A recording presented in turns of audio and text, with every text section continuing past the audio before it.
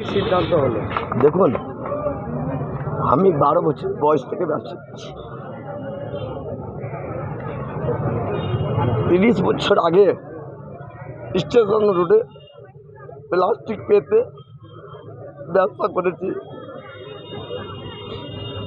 বহুত কষ্ট, এইখানে না মাথায় চাপ হয়েছিল।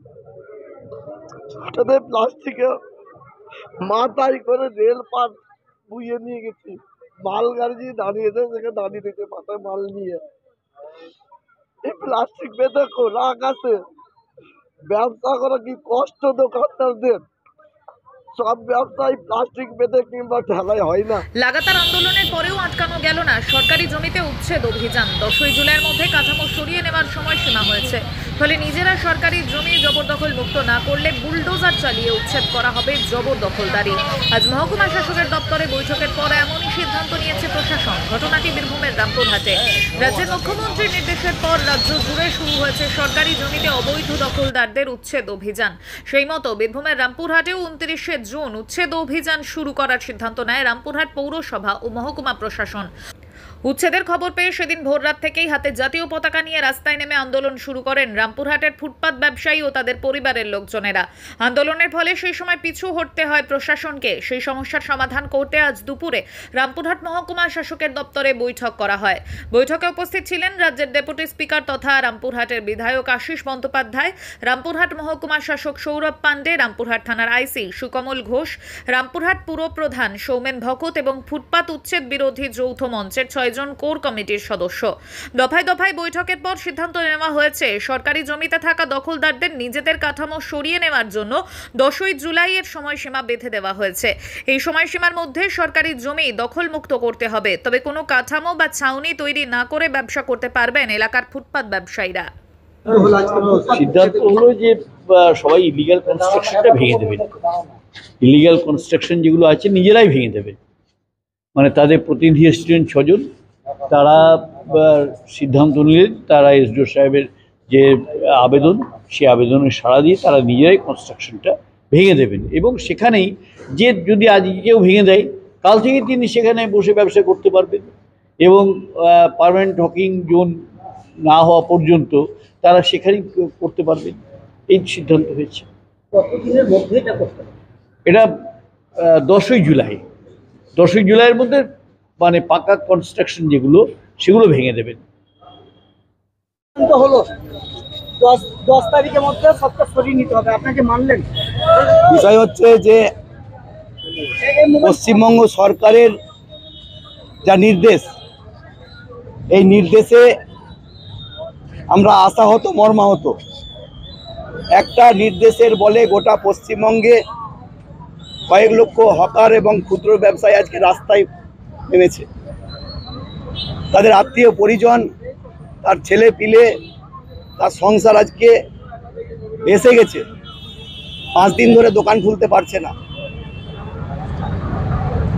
গোটা রাজ্যের যে হকারদের বিরুদ্ধে এরকম একটা সিদ্ধান্ত কেন নিলেন আমাদের জানা নেই।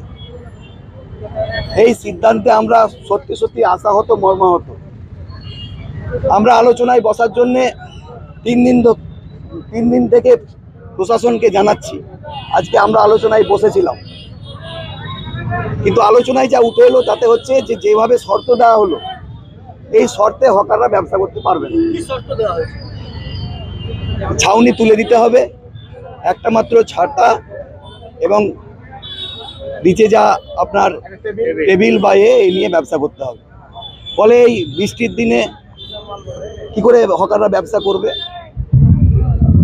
আমরা পশ্চিমবঙ্গ সরকারের এই যা নির্দেশ তা পুনর্বিবেচনা করতে বলছি।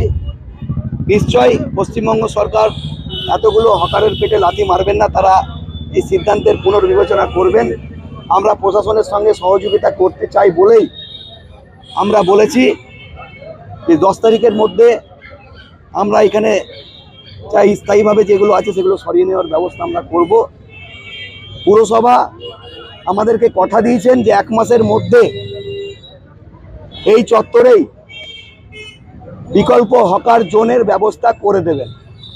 আমরা মনে করি যে আমাদের যে আন্দোলন এই আন্দোলনের ফলেই প্রশাসন এবং পৌর প্রশাসন এই সিদ্ধান্ত নিতে বাধ্য হয়েছে যে 1 মাসের মধ্যে হকার জোনের ব্যবস্থা তিনি করে দেবেন। আপাতত আমাদের এই যে যৌথ মঞ্চ, সেই যৌথ মঞ্চ যা কমিটি আমরা করেছি হকারদেরকে নিয়ে, অরাজনৈতিক যে কমিটি আছে আমাদের, সেটা থাকবে। একদিকে লড়াই আমাদের চলবে, সরকারের সিদ্ধান্তের বিরুদ্ধে লড়াই আমাদের চলবে। অন্যদিকে যেভাবে আমাদের বলেছে সেভাবে আমরা সহযোগিতা করব, আমরা ব্যবসা করব। কিন্তু 1 মাস আমরা দেখব, যদি বিকল্প ব্যবস্থা না করে পুরসভা, তাহলে যেখানে যারা ব্যবসা করবেন পরবর্তী সিদ্ধান্ত আমরা ঠিকভাবে নিয়ে নেব। বলছি যে লেগেটা মাথায় বসত, ওই কথাটাই হলো, কিচ্ছু না। প্রথমে কথা বলছে কোনো কথা নয়, প্রথমে তোমার পার্মানেন্ট স্ট্রাকচারটা ভাঙতে হবে, তার জন্য বলো কদিন সময় দিব। আমি বলেছিলাম যে কমসে কম বর্ষা আছে সামনে, পুজোর পরিণত করতে দিন, কারণ সব ব্যবসা ফাঁকা জায়গায় হয় না, অনেক ব্যবসা আছে ফাঁকা জায়গায় হয় না। বলছে না, 2 দিন থেকে শেষ 10 দিন সময় দিল আমার থেকে, যে 10 দিনের মধ্যে প্রথম কথা হচ্ছে তোমরা নিজের গুমটি কিংবা স্ট্রাকচার যেটা আছে হটিয়ে ফেলো, ভাঙো। তারপরে এবার বলো কি বলছো, তার ব্যবসা বলছে ওইখানে ব্যবসা করতে পাবে, খেলা বা কিছু করে করো। বলছে বৃষ্টির জন্য, বলছে খুব যে ছাতা একটা ত্রিপাল খাটিয়ে নেবে, বিদ্যুৎ সেটা ওইখানটাতে একটু লাগিয়ে নেবে। মানে মোট কথা খোলা আকাশে আমাদেরকে ব্যবসা করতে হবে, এইটাই কথা, আর কোনো কথা নয়। খোলা আকাশে ব্যবসা করো তোমার ঠান্ডা লাগিয়ে। এবার আগামী ভবিষ্যতে কি প্রতিশ্রুতি, কি গাজর ঝোল আছে ওটা আমি যাচ্ছি না। ওগুলা বলছে হকার জোন করবে, হকার জোনের কি হয়, ঠেলা সিস্টেমই হয়। ঠেলা হকার জোন বলতে কি হয়, হকার জোনে তো আর মাথায় ছাদ বা শাটার, সে তো দোকানের কথা বলছে না। হকার জোন বলতে তো ঠেলা।